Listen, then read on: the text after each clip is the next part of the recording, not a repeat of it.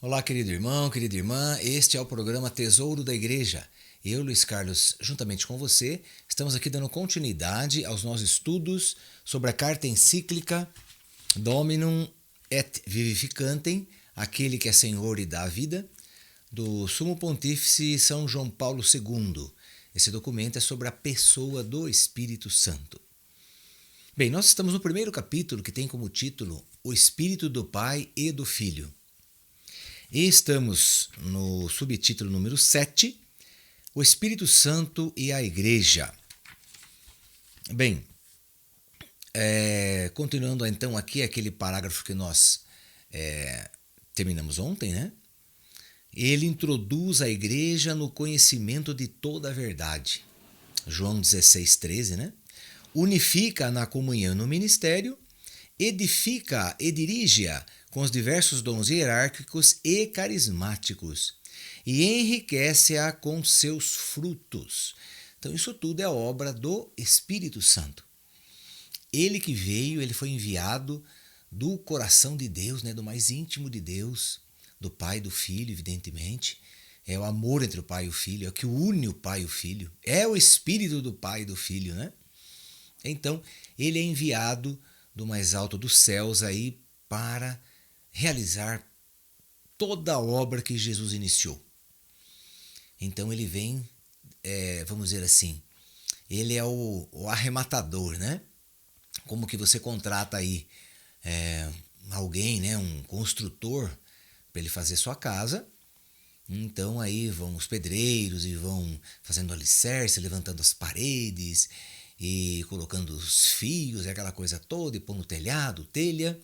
Mas aí vem os que vão rebocar, né? Então reboca toda a casa, tudo bem. Mas ainda não está bonita, né? Ela está pronta, mas não está bonita. Aí o que acontece? Daí vem os pintores. Aí sim, aí vão deixar a casa muito bonita. Então, o Espírito Santo é esse que vem para fazer esse arremate, né? Deixar a igreja florida, deixar a igreja como um pomar cheio de frutas, de todas as espécies de frutas. Um pomar lindo, né? Com muita variedade de frutas. Então, essa é a obra do Espírito Santo. Nós gostamos de ver nossa cidade limpa, não é verdade? Então, quando vem as pessoas limpam as calçadas e não deixam o lixo juntar nas ruas, nas praças, nas avenidas. Então a gente fala, puxa, que cidade limpa, que cidade gostosa de passear, de andar, não é? Então a igreja também é assim. Tem que ser um lugar atrativo, um lugar onde as pessoas se sintam bem. Por quê? Porque é a casa, né? A casa do Pai. O Pai está ali, nós estamos ali, então tem que ser um lugar atrativo. Agora, a igreja. A igreja como templo é uma coisa, né? Agora a igreja enquanto nós, como templos vivos, é outra coisa. Então, nós também somos igreja. Nós também somos templos vivos do Espírito Santo, como já estudamos aí em dias anteriores. Então, nós temos também que estar bonitos, não é? Então, aí que está. O Espírito Santo tem que fazer de nós um novo jardim. Nós somos um jardim, vamos dizer assim. Ok? Somos um terreno que ele tem que trabalhar. Esse terreno pode ficar feio, sem vida, sem nenhuma planta, sem nenhuma flor, onde não vem os passarinhos, não vem as aves, não vem nada, né? Só uma terra seca. Agora, se nós formos uma terra bem tratada, né? Onde se coloca ali adubo, coloca plantas de vários tipos, flores de vários tipos, de várias cores. Então, aí nós que somos esse terreno vamos nos tornar um jardim maravilhoso. É o que a teologia chama de florilégio do Espírito. O que é o florilégio do Espírito? Uma palavra tão diferente, né? Então, é um lugar onde vai dar as flores e os frutos do Espírito. É o jardim do Espírito. Quem que é esse jardim do Espírito? Eu e você. Tá vendo? Então, aí sim, ele vai produzir em nós frutos enriquecidos com todas as graças dele. Agora, ao passo que, se eu não me abrir ao Espírito Santo, se eu não buscar as coisas de Deus, Se eu renunciar aí a viver as bem-aventuranças, se eu esconder os dons que o Senhor me deu, falar, não quero saber de dom nenhum, eu quero fazer o que eu quiser e vou e parto para a minha vida de egoísta, de pecador. E aí eu vou então deixando esse jardim de que modo? Sem frutos, sem flores, sem beleza, sem perfume. Não é? As flores exalam perfume gostoso, então você vai cheirar uma flor, você sente aquele perfume, que gostoso, não é? Uma rosa, por exemplo. Então, agora, nós, sem os frutos do Espírito, nos tornamos um jardim seco, de folhas secas, terra seca, que não produz nada a não ser mato. Então, esse podemos ser cada um de nós? Podemos ser sim, eu e você podemos ser assim. Então não estamos aí ligados a Deus, não estamos buscando a Deus nas orações, nos sacramentos, na palavra, não estamos dando frutos com nossos ministérios, nossos dons, que o Senhor nos enriqueceu com esses dons. Então, quando uma pessoa é rica? Quando ela tem muito dinheiro. Não. Certa vez, eu fui tocar numa missa de crisma e o bispo, um bispo anterior nosso aqui, é o Dom Eduardo, né? Antes de vir o Dom Júlio, então era Dom Eduardo. E ele estava ali, ele me conhecia, claro, me conhece por causa da evangelização, não é? E então ele estava assim, com uma mão sobre o altar, e uma pessoa estava conversando com ele, eu esperei um pouco. Na hora que a pessoa saiu, fui conversar com ele sobre as músicas, né? Como que ele gostaria que música gostaria que eu tocasse, do Espírito Santo, etc. Fui conversar com ele. E aí ele falou assim, Luiz Carlos, tem muita gente que, de tão rica que é pobre ao extremo. E pronto. E falou isso e não disse mais nada. Mas ele falou para eu pensar, não é? Tem gente que é tão rica, que é muito pobre de si mesma. Quer dizer, então, é rica de dinheiro, é rica de poder aquisitivo, de bens que tem aqui na terra. Mas o coração está longe de Deus. Então é um coração muito pobre. Então a pessoa pensa que é rica, mas ela é a mais pobre de todas. Então, porque não se abriu ao Espírito Santo. Veja, ele falou aquilo porque era uma missa de crisma. Uma missa onde ele vai realizar o sacramento do crisma, quer dizer, aqueles adolescentes todos vão receber o Espírito Santo de uma maneira nova, para renderem frutos, para serem jardins novos, onde o Espírito Santo vai plantar e replantar, e vai ser um jardim maravilhoso, onde o Espírito Santo vem podar também as folhinhas feias, e aí vai crescer com mais força ainda. Então, esses são os sacramentos da igreja, é a força do Espírito. Então, por isso que ele disse essa frase, né? E nós, como é que ficamos, né? Eu e você. Então, estamos dando frutos do Espírito ou estamos dando frutos da carne? O que nós temos feito, não é? Aí continua aqui o Papa. Faz ainda com que a igreja se mantenha sempre jovem. Com a força do Evangelho, renova continuamente e leva à perfeita união com o seu esposo. Então, a obra do Espírito é assim. Renovando a igreja, deixando ela sempre nova. O que é sempre nova? Então, ao invés de eu aumentar meus anos de vida, eu vou diminuindo? Não. Embora aumente seus anos de vida, o seu vigor interior se renova a cada instante, a cada momento. Você se torna forte, novo, destemido por dentro. É uma nova força, uma nova fé, é um novo ânimo. Não é? A palavra que nós encontramos na Sagrada Escritura, principalmente nos Atos dos Apóstolos, é a palavra dinamis, palavra que vem do grego.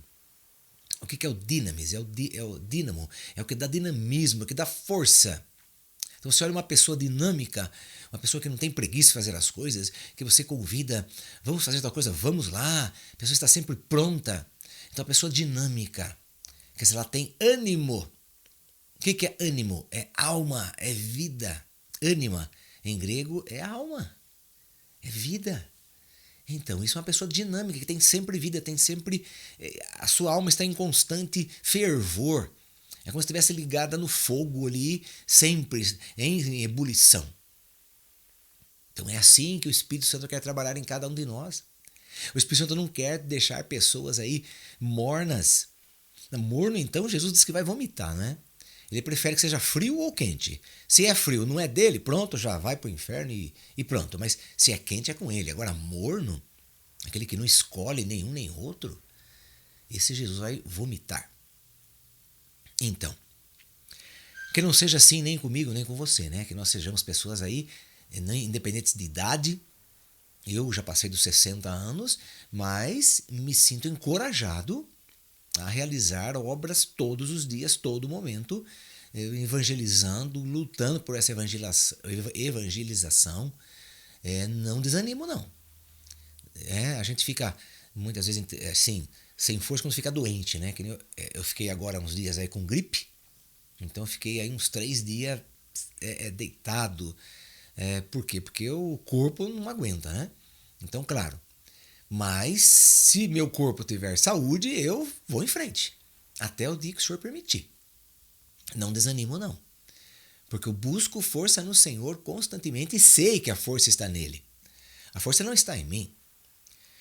Como diz o Antigo Testamento, né? Não vamos buscar a força nos cavalos, que são musculosos, né? Nos homens fortes aí. Não vamos buscar, não. Força neles. Não, não, não. A força vem de Deus. É dele que me vem essa graça, né? De continuar, sempre renovando, acreditando, buscando, jamais desanimando. É isso que o Senhor espera de cada um de nós, por isso Ele deu esse Espírito Santo, para nos renovar continuamente, perenemente. Ok? Vamos lá. As passagens que acabamos de recordar da Constituição Conciliar Lumen Gentium, né? Lumen Gentium, quer dizer, luz da gente, luz dos povos, aquele documento que eu falei para você, que nós já estudamos ele aqui todinho. É maravilhoso esse documento. Creio que nós podemos estudá-lo novamente daqui a um tempo, né? Porque é o documento mais importante que existe para nós como leigos, né? Então, é o documento, claro, que veio do Concílio Vaticano II. São 16 documentos, né, que vieram do Concílio Vaticano II. São 9 constituições, melhor dizendo, são 9 decretos, 4 constituições e 3 declarações. No caso, o Lumen Gentium é uma constituição. Não é um decreto, mas é quase um decreto, né? O que é uma constituição? Também é quase um decreto, também é uma norma, também é uma lei. Então ele vem aqui como constituição, tá? É maravilhoso mesmo, como já disse, ok? Bem, então esses documentos são oriundos agora do último concílio que a igreja fez, né? Na década de 60, não é verdade? Em 1960 aí, não é? Bem, então está aqui.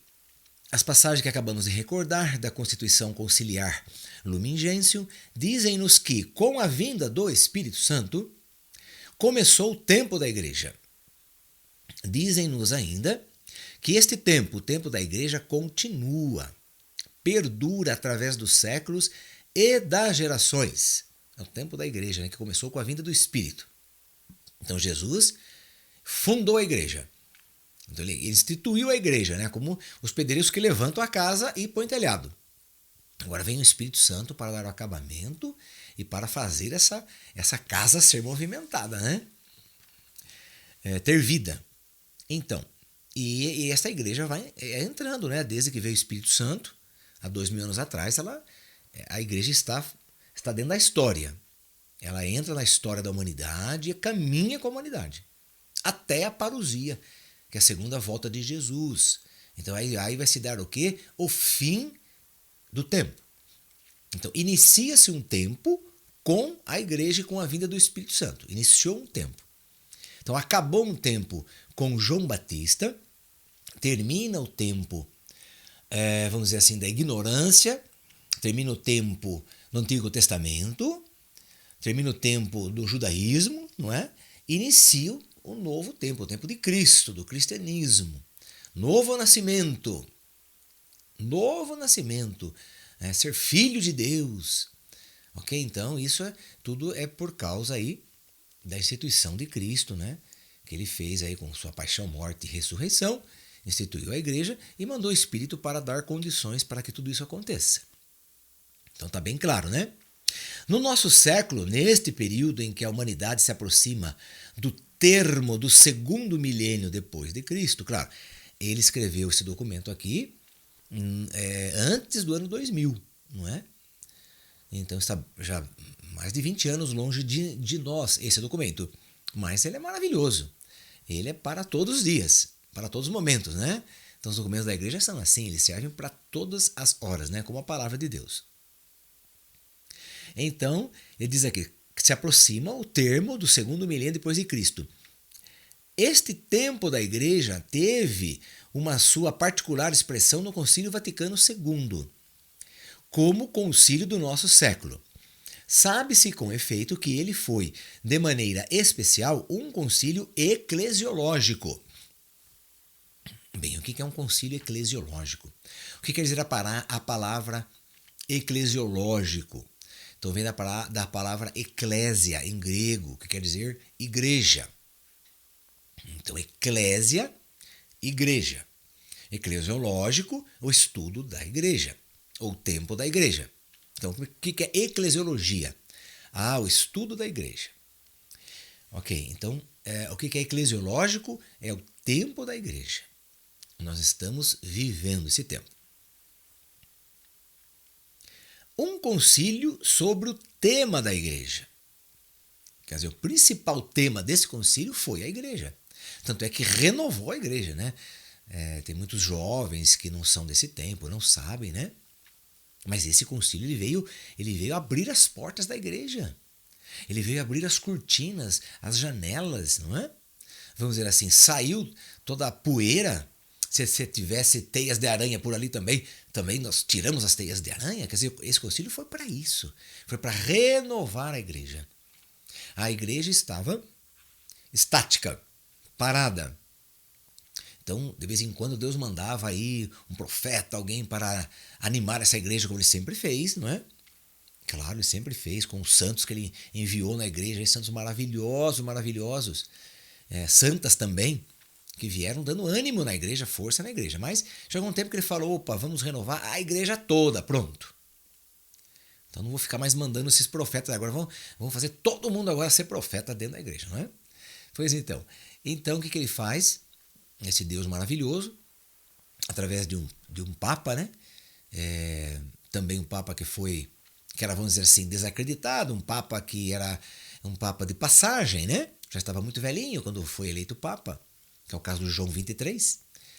E esse papa que todos consideravam que ele já ia morrer logo, um papa de transição, pronto, Deus usou ele, este homem maravilhoso, chamado Papa Bom, assim era o apelido dele, porque ele era muito bonzinho mesmo. E ele, então, convoca esse concílio. E ele fala, é um concílio eclesiológico. Vamos mudar a igreja. Liturgia. Vamos trazer os leigos. Porque a missa era rezada em latim, até então, até a década de 1950, né?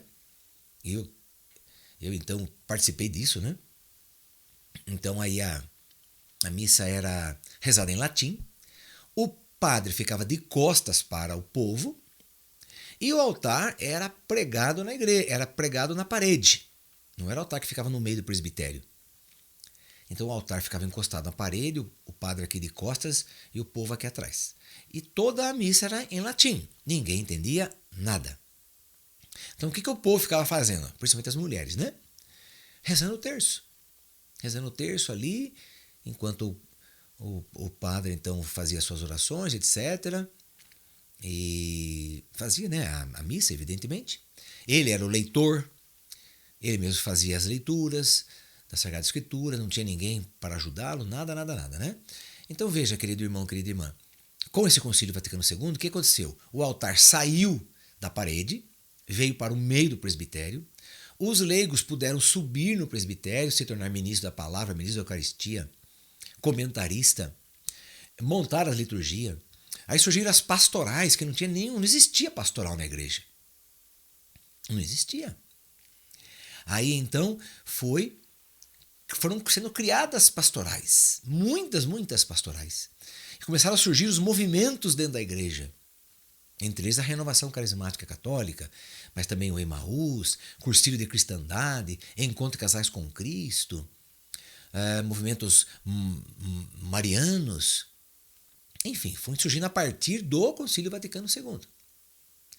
Daí, bem, esse Papa que iniciou não ficou, ele faleceu, outro Papa veio dar aí a continuidade, né? O fechamento do Concílio Vaticano II, né? Foi o Papa Paulo VI, e depois também veio o Papa João Paulo II, que é esse que está escrevendo aqui este documento para nós. Aí ele já pede, então, um novo catecismo. Aproveitou também e foi feito um novo catecismo. Nós tínhamos, então, um catecismo que era do Concílio de Trento, lá do século XVI. Então aí ele pede um novo catecismo da igreja aqui. Nós temos esse maravilhoso catecismo, gente, maravilhoso catecismo da igreja, fantástico. Então tudo isso são frutos do Concílio Vaticano II. E são frutos do quê? Do Espírito Santo, é claro. É ele que realiza tudo isso. Então, o principal tema desse concílio foi a igreja, porque ele veio reformar a igreja, né? Claro, quando digo assim, reformar a igreja, são as estruturas, a base, o que pode ser movido, o que pode ser movimentado, o que pode ser mudado. O que não é mudado dentro da igreja de forma nenhuma, isso nunca foi mudado, não pode, nunca será, é a doutrina e a moral da igreja. Esses dois pontos, doutrina e moral, isso não se mexe, não se muda. Desde o tempo que Jesus ensinou, tudo que ele ensinou é aquilo que a igreja acompanha até hoje e vai acompanhar até a volta de Cristo. Não temos dúvidas. Tudo que Jesus ensinou quanto à moral, como que eu devo ser um homem, uma mulher, por quais direitos que eu devo lutar, o que eu devo preservar. Então tudo isso a igreja sempre ensinou e nunca mudou e nunca vai mudar. Vem aí o que vier. Tanto que falam aí, não, mas a igreja é retrógrada, porque ela tem que aceitar aí o aborto, por exemplo, de crianças que nascem já sem cérebro. Por que deixar a criança nascer? Porque já faz o aborto, já sabe que tá daquele jeito mesmo, para que deixar nascer a criança? Então, aí que está. São esses temas que vêm perturbando, a gente, mas a igreja sempre firme naquilo que Jesus ensinou. Não foi ela que criou a doutrina, não, né? Quem criou a doutrina foi Jesus. Então, a igreja permanece fiel e sempre permanecerá fiel à doutrina de Cristo. Não é a doutrina de um papa, de um bispo, de um leigo, não. É a doutrina de Cristo. Que o papa e os bispos têm a obrigação de trazerem essa doutrina e irem passando de um para o outro. Ok? Então isso sim, isso é o trabalho da tradição também, a tradição que vem lá desde Jesus, desde Pedro, né? A tradição petrina, a tradição apostólica. A tradição petrina é a tradição de Pedro e a tradição petrina, a apostólica, é dos bispos. Então tudo que eles aprenderam, tudo que eles viveram, eles estudaram, um vai passando para o outro. Isso chama-se sucessão, não é? Mas a doutrina é a mesma, não muda. Então isso que é maravilhoso, né? Então, foi um concílio eclesiológico, ao mesmo tempo, porém, o ensino desse concílio é essencialmente pneumatológico. O que é pneuma em grego? Espírito. Pneuma, pneu, né? O que tem dentro do pneu? Tem ar, tem vento, não é? Então, pneuma, o espírito. Pneumatológico, o estudo do espírito. Então, o concílio é essencialmente pneumatológico, quer dizer, trata-se da pessoa do Espírito. Impregnado da verdade sobre o Espírito Santo como alma da igreja. Então o Espírito Santo é o que dá, ele é a alma da igreja, o que dá ânimo, é o que dá vida a esta igreja. Por isso que chama-se alma da igreja, dá ânimo, né? Podemos dizer que no seu rico magistério, o que é magistério? Magister em grego quer dizer professor. Então, o que é magistério? O corpo docente. O corpo que ensina, as pessoas que ensinam, são os professores da igreja. Como no caso eu aqui, sou professor de teologia, então pertenço ao magistério dos leigos, não pertenço ao magistério ordenado. Porque não sou sacerdote, não sou bispo, não é? Então não pertenço a esse grupo, mas sou também um estudante, um estudioso das coisas de Deus. Pois então, podemos dizer que no seu rico magistério, o Concílio Vaticano II contém praticamente tudo que o Espírito Santo diz às igrejas. Tudo. Em função da presente fase da história da salvação.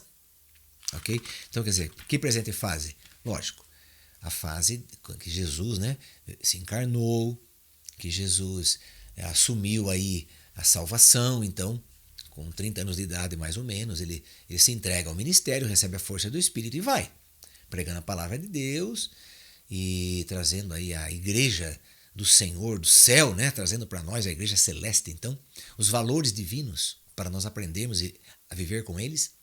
E aí ele realiza a salvação. Então isso tudo é em função da presente fase da história da salvação. Bem, que fase que é essa?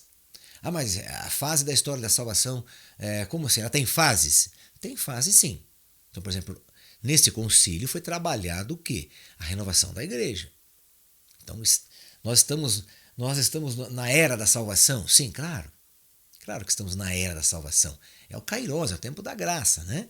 Então as almas estão sendo salvas. Então, é uma nova fase? É uma nova fase com o Concílio Vaticano II. É um novo meio, um novo modo, um novo método de entender a salvação, de viver a salvação. Então, é isso que ele está falando aqui. Ok, querido irmão, querida irmã? Então, vamos encerrando por hoje, pedindo a Nossa Senhora, Mãe de Deus e nossa Mãe, que reze por nós, para que possamos ser muito animados por esse Espírito Santo. Que nós não esmoreçamos diante dos problemas, das situações que são nos apresentadas todos os dias, dentro e fora da igreja. Que nós não percamos a fé, a esperança. Ok? Ave Maria, cheia de graça, o Senhor é convosco. Bendita sois vós entre as mulheres, e bendito é o fruto do vosso ventre, Jesus. Santa Maria, Mãe de Deus, rogai por nós, pecadores, agora e na hora da nossa morte. Amém. E que o Senhor nos abençoe em nome do Pai, do Filho e do Espírito Santo. Amém. E até o nosso próximo programa, se Deus quiser.